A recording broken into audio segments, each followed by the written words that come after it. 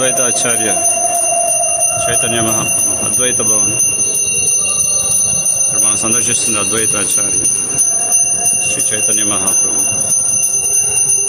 ఓంకారంతో గర్జనలాగా గట్టిగా బిగ్గరగా కృష్ణుడిని బలరాముడిని ఈ ధరాతలం మీద అవతరించమని చెప్పి వేడుకున్నటువంటి ఆచార్య అద్వైతాచార్య.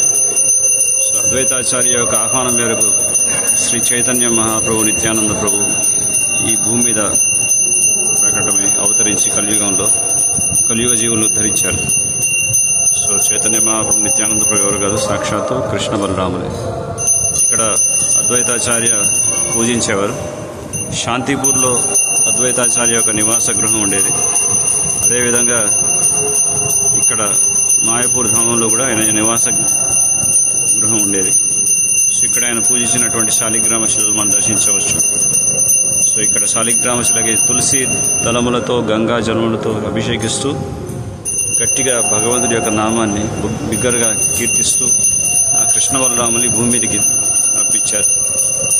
కలియుగ అవతారమైనటువంటి శ్రీ చైతన్య మహాప్రభు పతిత పావనైనటువంటి కలియుగ జీవులను ఉద్ధరించి విశేషమైనటువంటి అనుగ్రహాన్ని ఇచ్చారు. శ్రీకృష్ణ చైతన్య ప్రభు దయా కరో మోరే तुम बिना के दयालु जगत संसारे पतिता पावना हेतु